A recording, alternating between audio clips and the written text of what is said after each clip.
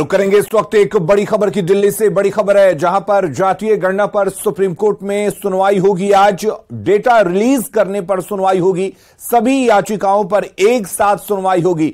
पिछली बार 18 अगस्त को सुनवाई हुई थी। बिहार सरकार ने कहा है कि गणना का काम पूरा हो चुका है, लेकिन डेटा को रिलीज करने को लेकर आज दिल्ली में सुप्रीम कोर्ट में सभी याचिकाओं पर एक साथ सुनवाई होगी।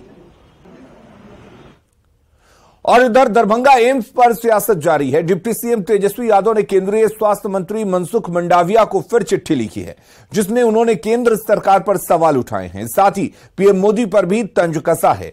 सोशल मीडिया प्लेटफॉर्म एक्स पर तेजस्वी ने एक लेटर पोस्ट किया है, जिसमें वो दरभंगा एम्स के संदर्भ में केंद्रीय स्वास्थ्य मंत्री को जवाब देते हुए कहा है कि बिहार सरकार ने निःशुल्क 151 एकड़ भूमि केंद्र सरकार को हस्तांतरित की है, लेकिन पता नहीं केंद्र सरकार स्थल स्वीकृति पर निर्णय क्यों नहीं ले पा रही है। सनद रहे, आदरणीय प्रधानमंत्री जी अपने भाषण में दरभंगा में एम्स खुलवा भी चुके हैं। आरजेडी के राष्ट्रीय अध्यक्ष लालू प्रसाद अपने अलग अंदाज के लिए जाने जाते हैं। लालू प्रसाद श्याम रजक और जयप्रकाश यादव के साथ जेपी सेतु होते हुए सोनपुर पहुंचे और सड़क किनारे बिक रहे भुट्टे का स्वाद लिया। सोनपुर में लालू जब भुट्टा खाने के लिए रुके तो उनको देखने के लिए लोगों की काफी भीड़ इकट्ठा हो गई। कुछ देर रुकने के बाद लालू प्रसाद अपने आवास के लिए रवाना हो गए।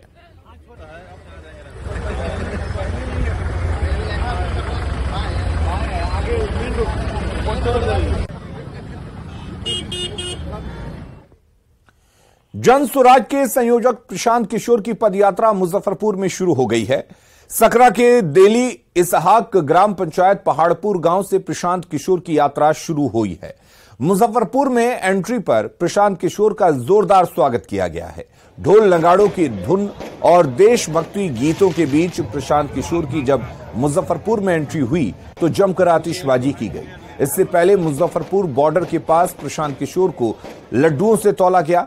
उन्होंने रविवार को करीब 8.5 किलोमीटर पदयात्रा की।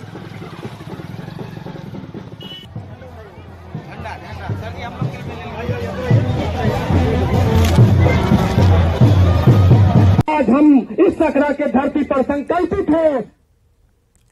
केंद्रीय राज्य मंत्री अश्विनी चौबे ने बिहार में कानून व्यवस्था को लेकर सीएम नीतीश पर भी जमकर हमला बोला है। अश्विनी चौबे ने कहा कि बिहार में ना ही पुलिस सुरक्षित है, ना ही मां बहनें सुरक्षित हैं और ना ही पत्रकार सुरक्षित हैं। फिर भी सीएम नीतीश कुमार कहते हैं कि बिहार में अपराध कम है।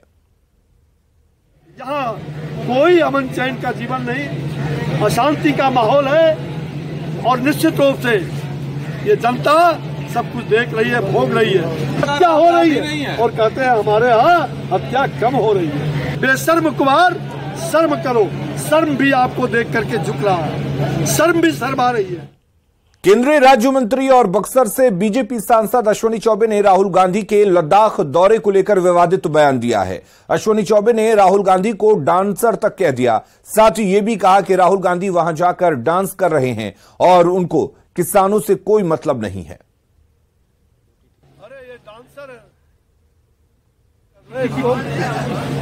किसानों से क्या मतलब? जो किसानों को मटर के बदले में दाल बोलता है, जो मिर्च को मूली बोलता हो, उनको किसानों से क्या लेना देना है भाई? आप खामखा इल्जाम मत लगाओ। और आप वहाँ गए हो, वहाँ डांस करके और अपना हनीमून बना करके चले आओ, इससे ज्यादा कुछ भी नहीं। बक्सर में विश्व की सबसे ऊंची पराक्रमी श्रीराम की मूर्ति लगाने को लेकर केंद्रीय मंत्री अश्विनी चौबे ने बक्सर सर्किट हाउस में जिला प्रशासन, श्रीराम कर्मभूमि न्यास एवं मूर्ति स्थापना के विशेषज्ञों के साथ बैठक की। दुनिया की सबसे बड़ी राम मूर्ति की घोषणा साल 2022 में केंद्रीय मंत्री अश्विनी कुमार चौबे ने की थी। महाराष्ट्र के रहने वाले सुप्रसिद्ध मूर्तिकार अनिल राम सुतार ने भगवान राम के विशाल मूर्ति के मॉडल का डिस्प्ले प्रस्तुत किया। स्टैच्यू ऑफ माइटी, पराक्रमी राम, स्टैच्यू ऑफ माइटी ये बनेगा स्टैच्यू ऑफ माइटी के रूप में, और उसको पराक्रमी राम के रूप में, जिस रूप में वो बालक उम्र में यहाँ आए 15-16 साल में, और उन्होंने जिस प्रकार से पराक्रम किया, कभी वो सिद्धाश्रम से ब्रह्मांड नायक कहलाए, भाव यही है, यहाँ यज्ञ की रक्षा के लिए आए थे, यहाँ यज्ञ का कुंड भी दिखाई पड़ेगा।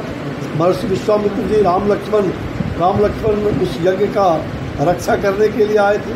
तो ये सारे भाव जो है उस भाव को स्थल चयन के लिए अभी बात चल रही है, जिसमें मुख्य रूप से चूँकि हमें बड़ा स्थल चाहिए। अब जो स्थल अभी है उसमें से हम कैसे हो सकता है, तो वो राम रेखा घाट के बगल में, और फिर उसको वहाँ से सीधे नाथ बाबा का रास्ता, वह जो एक